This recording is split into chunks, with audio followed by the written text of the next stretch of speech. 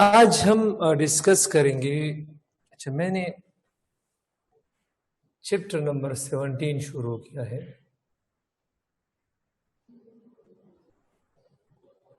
और इस चैप्टर का नाम है nervous coordination.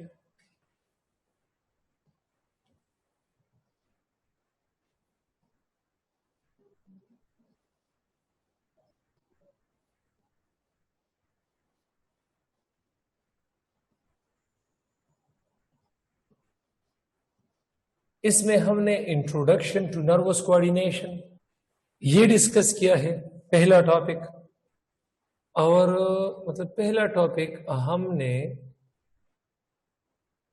Introduction to nervous coordination और दूसरा हमने न्यूरॉन्स। आज हम तीसरा टॉपिक डिस्कस करेंगे, reflex actions and reflex arc. तो चलिए डिस्कस कर लेते हैं। पहला, इसमें मैंने इंट्रोडक्शन डिस्कस किया था, introduction to nervous coordination.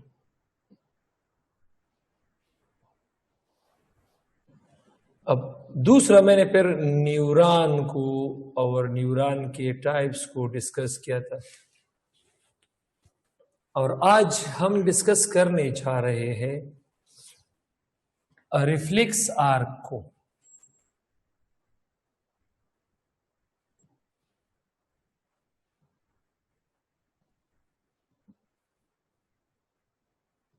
Reflex arc को तो चलिए रिफ्लेक्स आर्क को डिफाइन करते हैं, इसकी इंट्रोडक्शन करते हैं, एक बड़े वाला डिफिनीशन करते हैं, छोटा एक्सप्लेनेशन या एक बड़ा डिफिनीशन डिस्क्रिप्शन कहलाता है।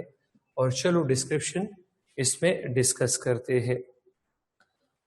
अब रिफ्लेक्स एक्शन इनवॉल्यूंटरी एक्शन को कहते हैं, इनवॉल्यूंटरी एक्शन को कहते हैं। और अच्छा चलिए इसका इंट्रोडक्शन में डिटेल में डिस्कस करना चाहता हूं। Reflex action is a type of involuntary action.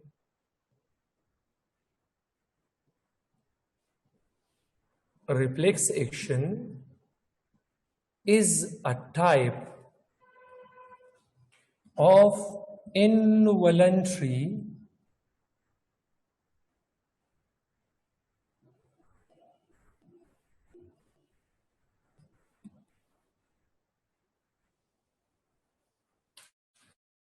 reflex action is a type of involuntary actions और इसमें in the direction of stimulus and the direction of stimulus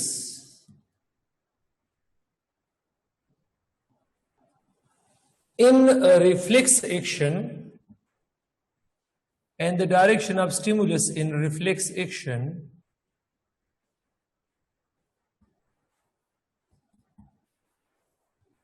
is from कहां से कहां होता है। अब इसका डायरेक्शन में डिस्कस करना चाहता हूं। तो इसका डायरेक्शन है रिसेप्टर,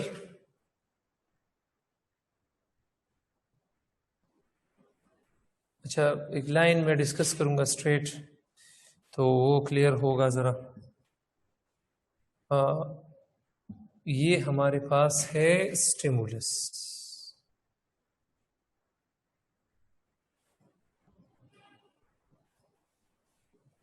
स्टिमुलस स्टिमुलस से जाता है ये स्टिमुलस रिसेप्टर में, रिसेप्टर से सेंसरी न्यूरॉन, इस सेंसरी न्यूरॉन से ये चला जाता है एसोसिएटिव न्यूरॉन, सॉरी इस सेंसरी न्यूरॉन से ये चला जाता है स्पाइनल कॉर्ड। कहा? Spinal cord.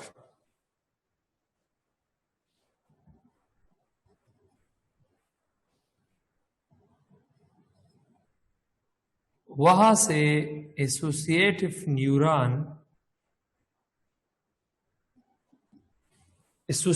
न्यूरॉन फिर मोटर न्यूरॉन और आखिर में इफेक्टर उसको रिस्पॉन्स देता है। तो ये है स्टिमुलस का जो पहला station that is receptor, the second station is control sensory neuron, the third is spinal cord which is the control centre, the fourth and fifth one ये हमारे पास associative neuron, motor neuron, and the last one effector. ये हमारे पास क्या चीज है? Effectors. Reflex action ये इमीडिएट और ऑटोमेटिक इनवॉलंटरी रिस्पॉन्सेज है। यहां देखो, so we can say that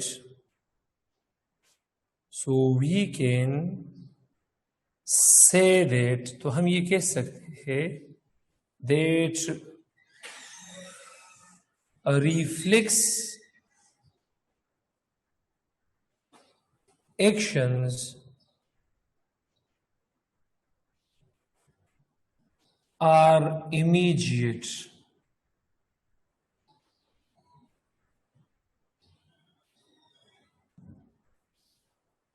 and involuntary. Immediate and involuntary.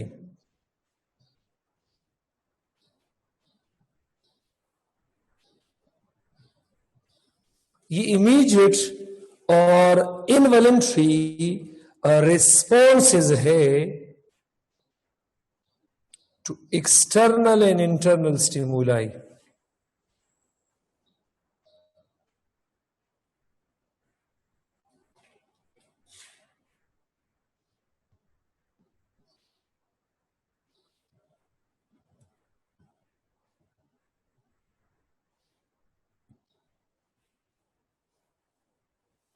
इस तरह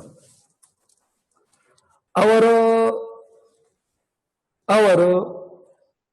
रिफ्लेक्स एक्शन के दौरान नर्व इंपल्स के पाथवे को हम कहते हैं reflex arc. And the pathway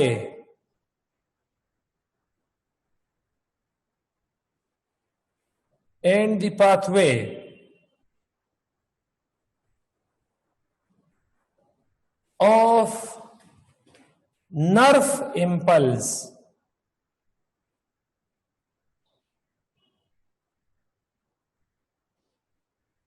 एक बंदा पूछेगा नर्व इंपल्स क्या है, तो न्यूरल एक्टिविटी को हम नर्व इंपल्स कहते हैं। Neural activity and the pathway of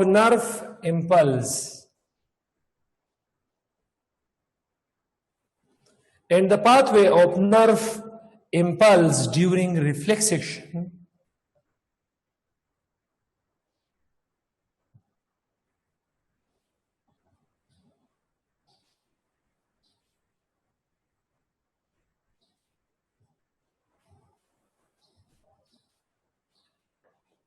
is called, इसको हम क्या कहते हैं शाबाश, is called रिफ्लेक्स आर्क। ये ऑनलाइन जो क्लासेस है इसमें मेन प्रॉब्लम क्या होता है, टीचर और स्टूडेंट आमने सामने नहीं होते, वरना ये बास टॉपिक्स बहुत आसान होकर भी यहाँ पर मुश्किल बन जाते हैं और बाज मुश्किल होकर भी यहाँ पर आसान हो जाते हैं। तो इस तरह है। अब मैं कोशिश करता हूं कि मैं मुंह से जो भी लफ्ज निकालूं तो उसको यहाँ स्लाइड बना के उसको लिखूं, ठीक है, ताकि आप लोगों को समझ में आ जाए। इस तरह रिफ्लेक्स एक्शन हमारे पास इनवॉलंटरी एक्शंस है और इसकी डायरेक्शन ऑफ द स्टिमुलस, ये पहले स्टिमुलस रिसेप्टर में आएगा, फिर सेंसरी न्यूरॉन, स्पाइनल कार्ड, इस तरह एसोसिएटिव न्यूरॉन, मोटर न्यूरॉन और इफेक्टर में आएगा।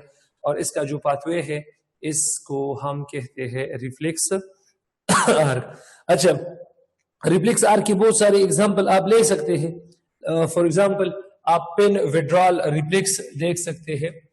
आप इसका एक एग्जांपल ले ले। लेट सपोज इसका एक एग्जांपल है पेन विड्रॉल और रिफ्लेक्स। लेट सपोज अगर आपके लेट सपोज अगर आपके मतलब हाथ में, पाँव में कोई सुई चुभ जाए अचानक और आपको पता ना हो, तो इसको द पेन विड्रॉल रिफ्लेक्स कहते हैं। क्या चीज कहते हैं? पेन विड्रॉल रिफ्लेक्स कहते हैं। ये मैंने पेन लिखा था, तो इसको हम क्या कहते हैं? पेन विड्रॉल रिफ्लेक्स कहते हैं। Pain withdrawal reflex. कोई सुई वगैरह ये अगर आपके हाथ में चुभ जाए, कोई किसी चीज में, दरवाजे में आपका फिंगर स्ट्रक हो जाए, तो पेन विड्रॉल रिफ्लेक्स में हमारे पास रिफ्लेक्स आर्क क्या होगा? तो इसमें 5 एलिमेंट्स शामिल है। कितने एलिमेंट शामिल है? सिंपल रिफ्लेक्स सर्किट में 5 एलिमेंट्स है। ये हमारे पास सिंपल रिफ्लेक्स सर्किट है। सिंपल रिफ्लेक्स सर्किट है और इसमें 5 एलिमेंट्स शामिल है। पहले स्टिमुलस कहा जाएगा रिसेप्टर, फिर सेंसरी न्यूरॉन। सेंसरी न्यूरॉन से कहां पर जाएगा? Spinal cord. कहा जाएगा? Spinal cord. और ये इस तरह, जरा यहां देखो, शाबाश। ये हमारे पास लेट्स सपोज स्टिमुलस है। स्टिमुलस, तो स्टिमुलस पहले नंबर पर रिसेप्टर के पास जाएगा और इसके बाद दूसरे नंबर पर क्या होता है? सेंसरी न्यूरॉन होता है। इसके बाद तीसरे नंबर पर स्पाइनल कार्ड होता है। इसके बाद चौथे नंबर पर एसोसिएटिव एंड मोटर न्यूरॉन होता है। और जो लास्ट एलिमेंट है, that is actually the effectors. और इफेक्टर्स रिस्पॉन्स पूरा करता है, ये रिस्पॉन्स देता है। तो रिफ्लेक्स एक्शन के दौरान पाथवे को हम क्या कहते हैं? Reflex arc. यहाँ पर पाथवे क्या है? रिसेप्टर, सेंसरी न्यूरॉन, फिर स्पाइनल कार्ड, इस तरह ये हमारे पास रिफ्लेक्स आर्क है, रिफ्लेक्स पाथवे है। अच्छा, इसके बाद अब हम डिस्कस करते हैं, इसके बाद जो चौथा टॉपिक है, and that type is actually the nerve impulse. Nerve impulse. तो चैप्टर नंबर 17 में टॉपिक नंबर 4 है और इस टॉपिक का नाम क्या है? Nerve impulse. अभी अभी मैंने आपको डिस्कस किया है कि नर्व इम्पल्स ये असल में न्यूरल मैसेज को कहते हैं। न्यूरल मैसेज की मैकेनिज्म को हम क्या कहते हैं? Nerve impulse. उसको हम क्या कहते हैं? नर्व इम्पल्स कहते हैं। तो नर्व इम्पल्स क्या है? नर्व इम्पल्स ये हमारे पास हमारे पास क्या है? The information about the stimulus. ये क्या है शाबाश? Information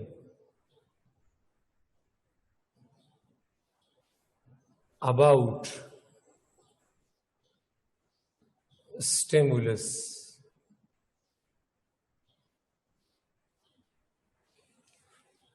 the information about the stimulus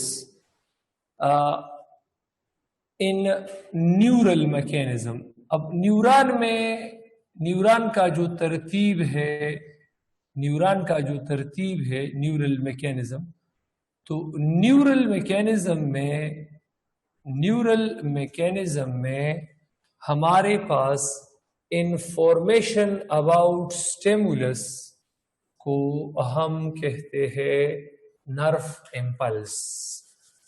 The pathway of stimulus in neural mechanism is called a reflex arc. वो reflex action जरूर होगा, लेकिन स्टिमुलस जो न्यूरॉन में जा रहा है वो स्टिमुलस किस चीज का है, उसकी इंफॉर्मेशन को हम क्या कहते हैं? नर्व इम्पल्स कहते हैं. तो आई थिंक ये क्लियर होगा. अब नर्व इम्पल्स के दौरान इलेक्ट्रिक पोटेंशियल जनरेट होता है.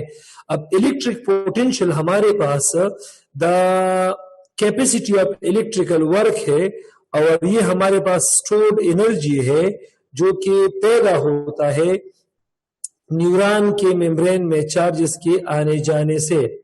न्यूरॉन की मेम्ब्रेन में चार्जेस के आने जाने से.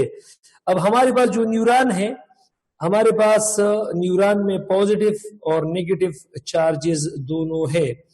तो ये हमारे पास इसका जो चार्ज सेपरेटर बैरियर है, तो ये हमारे पास क्या चीज है? ये हमारे पास है प्लाज्मा मेम्ब्रेन. अब इसका डायग्रामेटिकल रिप्रेजेंटेशन, फिर मैं इसका एक सेकंड डिफिनीशन भी करूंगा. अब डायग्रामेटिकल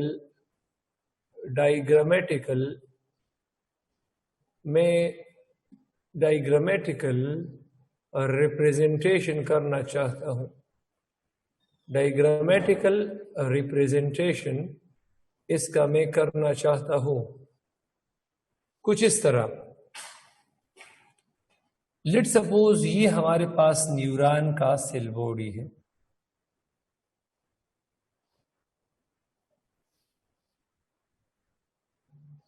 ये हमारे पास न्यूरॉन का एक पार्ट है, न्यूरल सेल बॉडी है. न्यूरॉन का एक सेल बॉडी है. अब इसके अंदर हिस्से को इंटीरियर कहते हैं. ये न्यूरॉन का अंदरूनी हिस्सा है, और ये न्यूरॉन का एक्सटीरियर पार्ट है. अब न्यूरॉन के इंटरनल हिस्से में हमारे पास मेन आयंस होते हैं. आयंस बहुत ज्यादा होते हैं. अब पोटाशियम आयन है, तो पोटाशियम आयन न्यूरॉन के इंटीरियर में है 150, और यही पोटाशियम आयन न्यूरॉन के एक्सटीरियर में है 5. तो अगर आप लोग डिफरेंस देख लो, 150 और 5 में आप लोग डिफरेंस कर लो, तो आपके पास मतलब इसके दरमियान रिलेशनशिप मालूम कर लो, तो आपके पास 30 आएगा.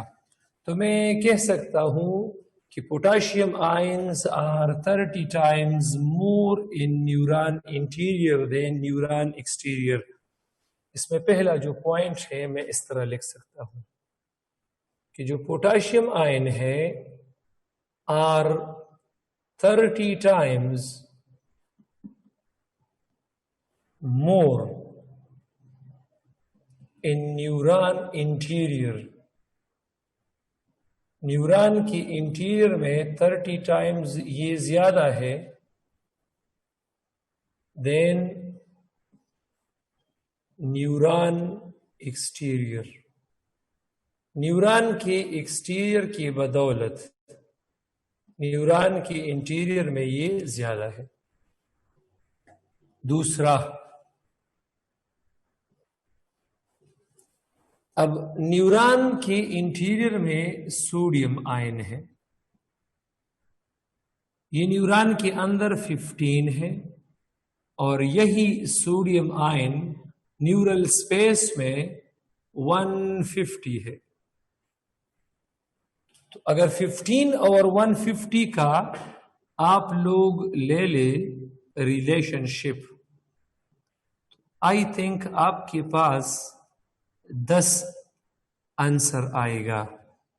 तो मैं इस तरह लिख सकता हूं कि न्यूरॉन के एक्सटीरियर में सोडियम आयन ज्यादा है, इंटीरियर में कम है। तो मैं लिख सकता हूं कि sodium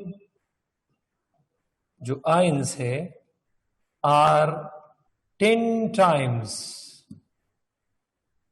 more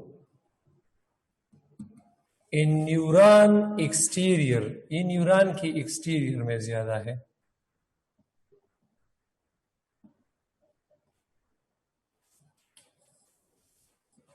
then neuron interior, neuron interior में कम है।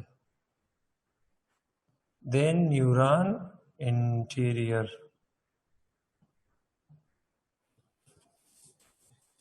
इस तरह। और इसके अंदर नेगेटिव ऑर्गेनिक आयंस भी है, नेगेटिव ऑर्गेनिक आयंस भी है। ये न्यूरॉन के अंदर तकरीबन 156 है और यही नेगेटिव ऑर्गेनिक जो आयंस है न्यूरॉन के बाहर 30 है। तो अगर आप यहां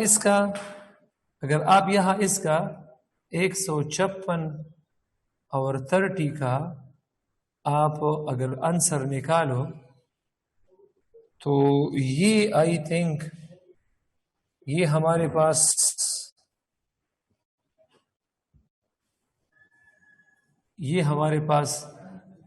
रह जाएगा क्या चीज, शाबाश।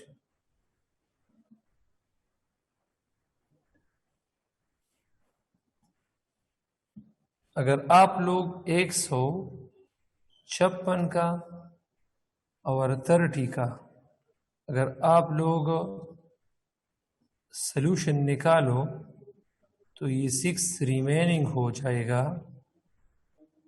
और ये 5 इसका आंसर होगा। तो मैं कह सकता हूं कि जो नेगेटिव ऑर्गेनिक आयंस है ये 5 times न्यूरॉन के अंदर ज्यादा है, 5 times ये न्यूरॉन के अंदर ज्यादा है, बाहर क्या है, कम है। तो मैं लिख सकता हूं कि जो नेगेटिव ऑर्गेनिक आयंस है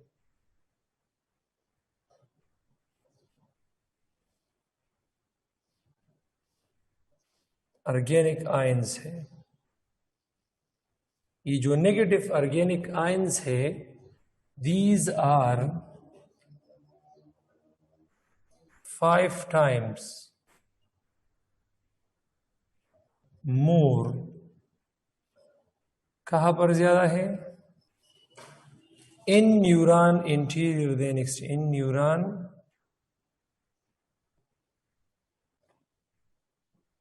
interior than neuron exterior.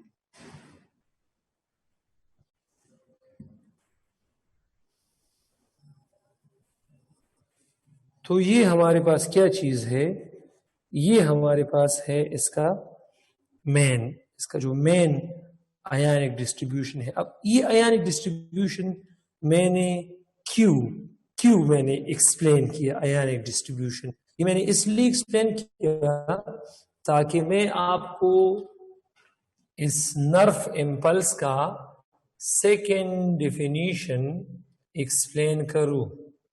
Nerve impulse का मैं आपको क्या चीज एक्सप्लेन करूं, सेकेंड डेफिनेशन। तो चलिए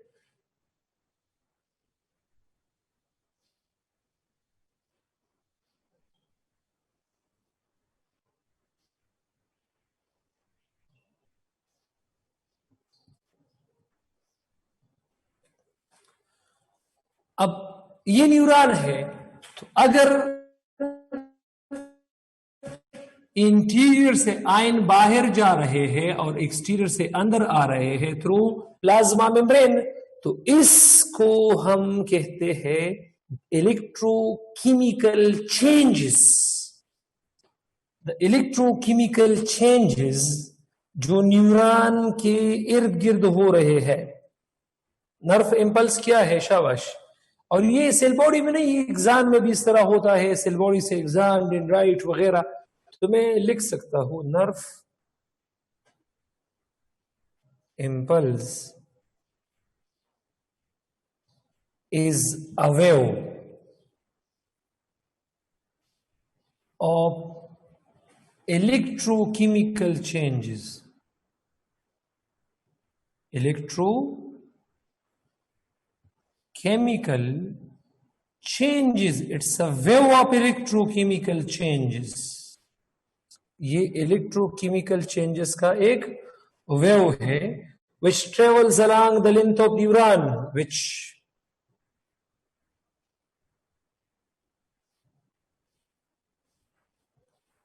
travels along the length of neuron, जो कि न्यूरॉन में जा रहा है. which travels along the length of neuron, जो न्यूरॉन से अंदर बाहर, इस तरह अंदर बाहर. और इसमें involving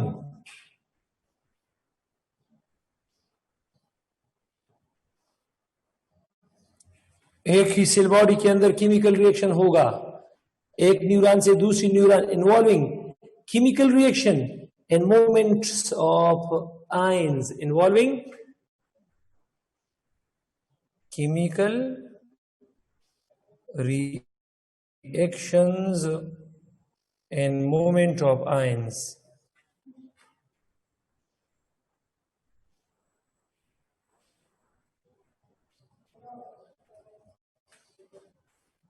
Ions across neuron cell membrane. Neuron का सेल मेम्ब्रेन. तो न्यूरॉन सेल मेम्ब्रेन में से न्यूरॉन के अंदर से आयंस का बाहर जाना, बाहर से आयंस का अंदर आना, it's actually the nerve impulse. अब नर्व इंपल्स में हमारे पास रेस्टिंग मेम्ब्रेन पोटेंशियल है. Resting membrane potential. तो रेस्टिंग मेम्ब्रेन पोटेंशियल को हम जरा डिस्कस करते हैं. अब मैं डिस्कस करना चाहता हूं नर्व इंपल्स में रेस्टिंग मेम्ब्रेन पोटेंशियल को.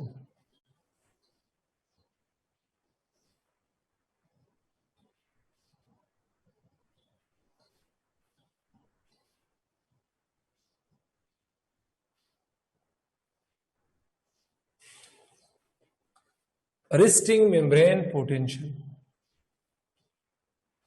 अब रेस्टिंग मेम्ब्रेन पोटेंशियल, इसको हम RMP लिख देते हैं.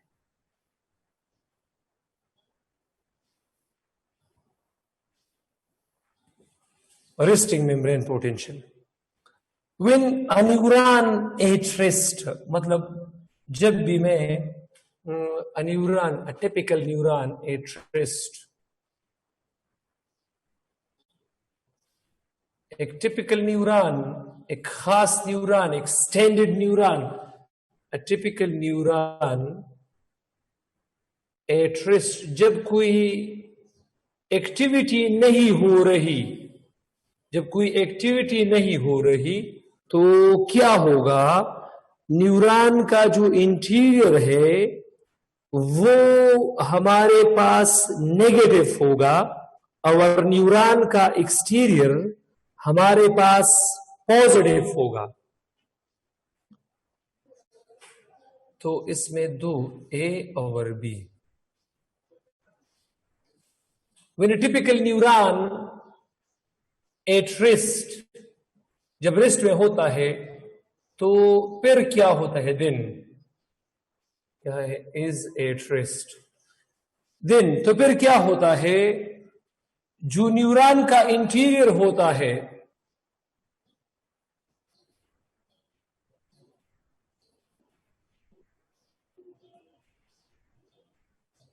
वो मोर नेगेटिव होता है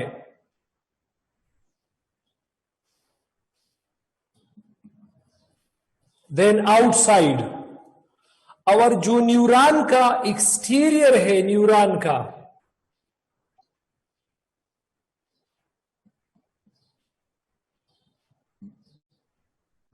वो मोर पॉजिटिव है।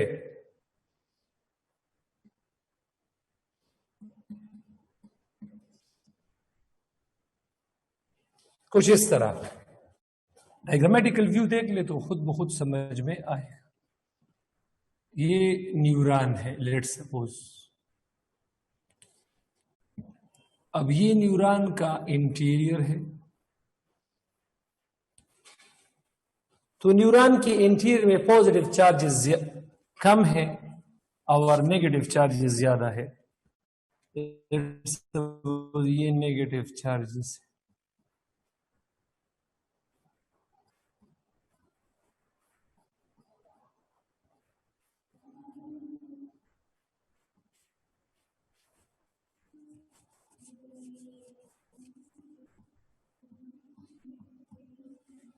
और बाहर क्या है, न्यूरॉन के एक्सटीरियर में पॉजिटिव चार्जेस ज्यादा है।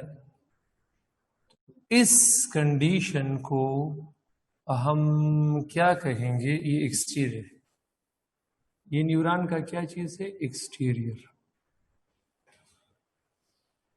तो न्यूरॉन का इंटीरियर ज्यादा नेगेटिव है, एक्सटीरियर ज्यादा पॉजिटिव है।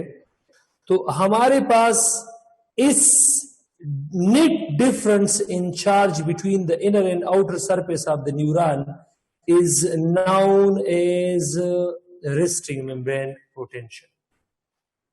ये definition है इसका। This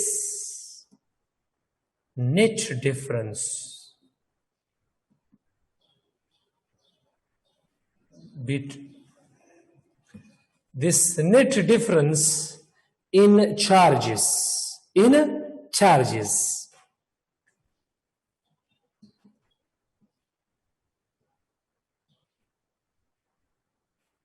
between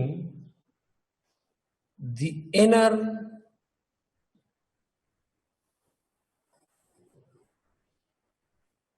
and outer surface of neuron, of neuron में नहीं, of a non-conducting neuron, ये मैं जरा मिटा देता हूं, of non-conducting। अब non-conducting का मतलब ये है रेस्ट में, non-conducting मैं सबर में आपको समझाता हूं। non-conducting neuron, non-conducting neuron क्या है, ये जो non-conducting neuron है, तो I am talking about neuron at rest, neuron at rest, non-conducting neuron. This property is non-conductivity.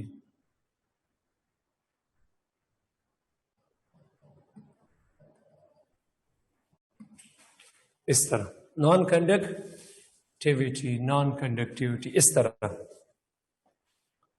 So इसको हम कहते हैं, इस कॉल्ड रेस्टिंग मेम्ब्रेन पोटेंशियल। इसको हम क्या कहते हैं, रेस्टिंग मेम्ब्रेन पोटेंशियल। तो ये हमारे पास रेस्टिंग मेम्ब्रेन पोटेंशियल है।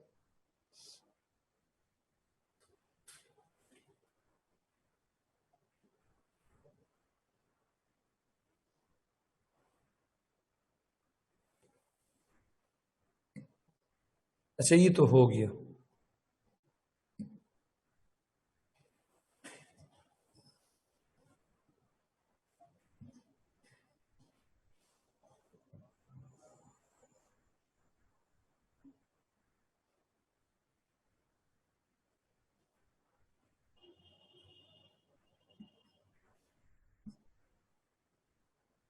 ये हमारे पास रेस्टिंग मेम्ब्रेन पोटेंशियल, जिसको मैंने RMP से डिनोट किया है।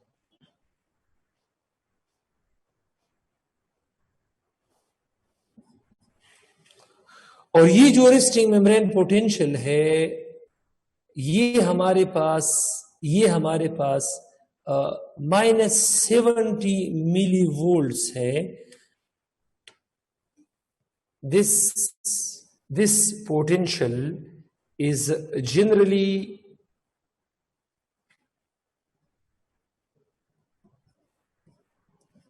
this potential, ये तो डिफरेंस है ना, ये जो पोटेंशियल है हमारे पास, तो ये पोटेंशियल हमारे पास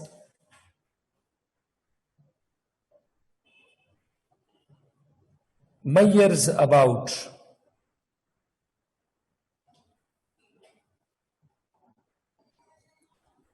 -70 millivolts, -70 millivolts, ये -70 millivolts है, इनसाइड द मेम्ब्रेन नेगेटिव इस तरह है with respect to outside, -70 millivolts inside the membrane,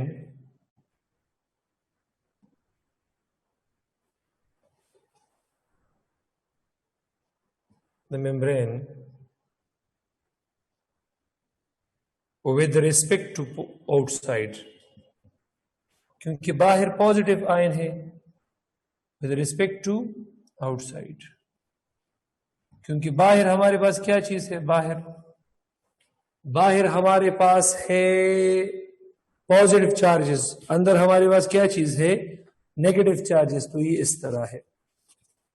अच्छा, और इस पे जो हमारे पास क्या चीज है, इस पे हमारे पास है कुछ फैक्टर्स है, तो वो फैक्टर्स तो आई थिंक हमने डिस्कस की है कि उसके फैक्टर्स क्या है। अब सोडियम पोटेशियम आयंस है, अब फैक्टर्स affecting RMP,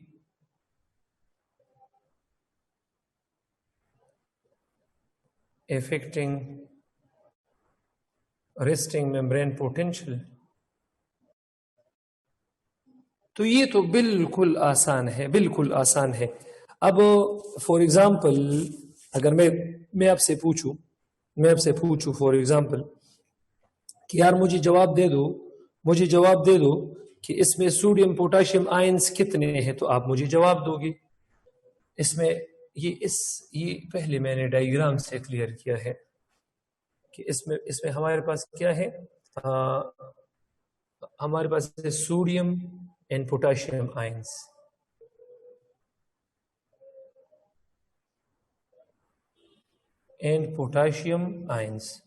तो सोडियम और पोटेशियम आयंस ये मैंने ऑलरेडी क्लियर किया है कि सोडियम न्यूरॉन के अंदर कितने हैं, यहां देखो सोडियम न्यूरॉन के अंदर कितने हैं, बाहर कितने हैं, पोटेशियम न्यूरॉन के अंदर कितने हैं, बाहर कितने हैं, तो इस तरह ये मैंने क्लियर किया है। अब किस तरह मैंने क्लियर किया है, अब ये हमारे पास क्या है, मैं इस तरह लिख सकता हूं कि जो पोटेशियम है, ये जरा इसको लिख देते हैं कि potassium ions are 30 times more in neuron interior, neuron के इंटीरियर में ये 30 गुना ज्यादा है, किससे, एक्सटीरियर से, डेफिनेटली इंटीरियर का अपोजिट होगा एक्सटीरियर। अब sodium ion 10 times more in neuron exterior, ये मैंने लिखा है, are more or 10 times or 10 times more in neuron exterior, ये 10 गुना वहां ज्यादा है। और एक्चुअली ये सोडियम और पोटेशियम आपस में मतलब इसकी ट्रांसपोर्टेशन होती है, सोडियम की भी एक्टिव ट्रांसपोर्टेशन और पोटेशियम की भी, इसके अपने अपने पंप्स होते हैं एनर्जी के जरिए, ब्रेकडाउन के जरिए हमारे पास इसकी एक लिंक है, बस ये याद रखना है। फॉर एवरी 2 पोटेशियम जो कि अंदर जाता है, 3 सोडियम बाहर निकलते हैं। 2 पोटेशियम के लिए फॉर एवरी जो 2 पोटाशियम है वो अगर जा रहा है न्यूरॉन इंटीरियर में, तो दिन क्या होगा? वहां से 3 सोडियम आयन बाहर जाएंगे टू न्यूरॉन एक्सटीरियर। बस ये याद रखना है। 2 पोटाशियम जो एक्टिवली अंदर जाते हैं तो उसके लिए 3 सोडियम न्यूरॉन के अंदर से बाहर को निकलेंगे इस तरह। अच्छा, इसमें नेगेटिव ऑर्गेनिक आयंस भी है, नेगेटिव ऑर्गेनिक आयंस, तो ये भी मैंने डिस्कस की है। अच्छा, ये तो क्लियर हो गया। इसके बाद फैक्टर में दूसरे नंबर पर है negative organic ions. Negative organic ions, तो नेगेटिव ऑर्गेनिक आयंस यहां देखो, मैंने लिखे हैं यहां पर नेगेटिव ऑर्गेनिक आयन अंदर 156 है, बाहर 30 है, तो इनके दौरान ये तीसरा पॉइंट के negative organic ions are 5 time more in neuron interior than exterior. तो ये भी हमने डिस्कस किया है कि negative organic ions are 5 times more in neuron interior than exterior।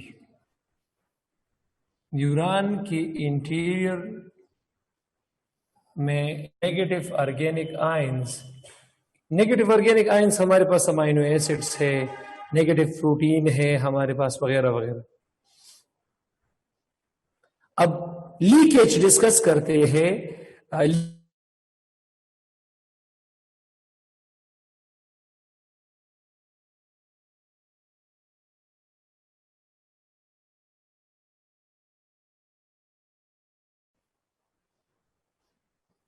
Potassium ion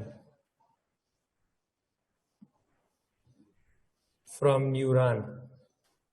अब न्यूरॉन से पोटाशियम आयन किस तरह, मतलब इसके लिए अब सेल मेम्ब्रेन के, न्यूरॉन के सेल मेम्ब्रेन में हमारे पास चैनल प्रोटीन्स होते हैं जिसको हम गेट कहते हैं। न्यूरॉन के सेल मेम्ब्रेन पर चैनल प्रोटीन्स होते हैं और उसी चैनल प्रोटीन को हम गेट्स कहते हैं। क्या चीज कहते हैं? गेट्स। और ये गेट्स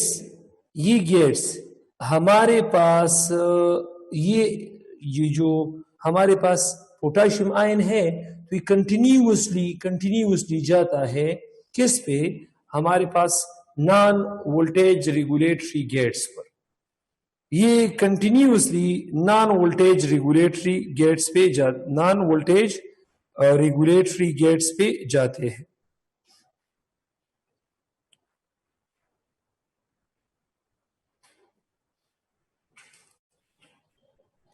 अच्छा, इसको जरा डिस्कस करते हैं कि ये किस तरह है। अच्छा, मार्कर में चूज करता हूं।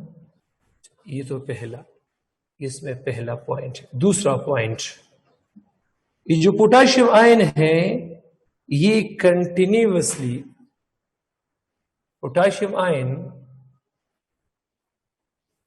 कंटिन्यूअसली मूव करता है। कहां पर मूव करता है? ये through non voltage regulatory gates. Non voltage gates में लिखूंगा। नॉन वोल्टेज गेट्स ये मैं लिखूंगा। तो ये हमारे पास क्या करता है, बाहर पॉजिटिव ज्यादा बनाता है देन इस तरह। This creates this movement creates outer positive gradient। इस तरह ये गेट क्या बनाता है शाबाश, ये गेट बनाता है क्या चीज, ये गेट बनाता है हमारे पास बाहर पॉजिटिव ग्रेडियंट बनाता है, पॉजिटिव ग्रेडियंट।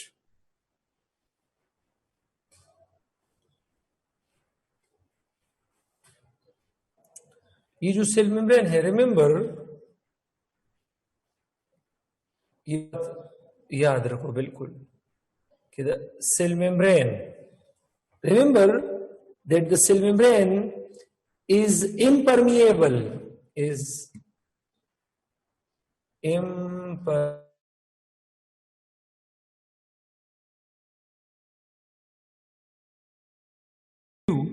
और उस फ्यू में पोटाशियम आयन भी काबिल जिक्र है सबसे ज्यादा।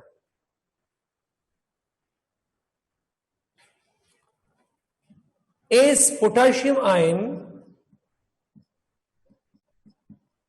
is slightly permeable, बहुत कम, slightly permeable, तो ये it leaks, ये निकलता है आउट ऑफ सेल, तो बस ये सेल से बाहर निकल जाता है। तो ये लीकेज हुआ, लीकेज मैंने शुरू किया है, तो ये लीकेज हुआ।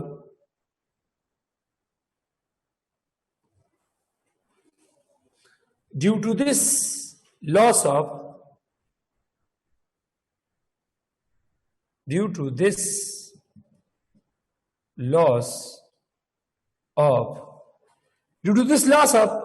positive ion from neuron, potassium तो पॉजिटिव है ना, पॉजिटिव आयन्स फ्रॉम न्यूरॉन। अब न्यूरॉन से यही पॉजिटिव आयन जब बाहर जाता है तो inside of the neuron becomes negative and outside. So inside of neuron becomes more negative। क्यों? क्योंकि पॉजिटिव आयन कम पड़ गए हैं, more negative and outside more positive, outside more positive और बाहर ज्यादा पॉजिटिव हो जाता है इस तरह। तो ये हमारे पास क्या चीज है, ये हमारे पास है क्या चीज, ये हमारे पास है resting membrane potential. Resting membrane potential, अब रेस्टिंग मेम्ब्रेन पोटेंशियल में हमारे पास एक ऐसा स्टिमुलस जो रेस्टिंग मेम्ब्रेन पोटेंशियल को एक्टिव मेम्ब्रेन पोटेंशियल में कन्वर्ट कर दे, तो उसको थ्रेशोल्ड स्टिमुलस कहते हैं। अब थ्रेशोल्ड स्टिमुलस मतलब एक्शन मेम्ब्रेन पोटेंशियल, ये हम इसके बाद हम इसको मैंने अपने तरीके पे शुरू किया है, कोशिश मैंने की है कि सब कुछ ये इंशाल्लाह कल टुमारो डिस्कस करेंगे। जब ये हम कल डिस्कस करेंगे तो आपको इंशाल्लाह अच्छी तरीके से समझ में ये आएगा।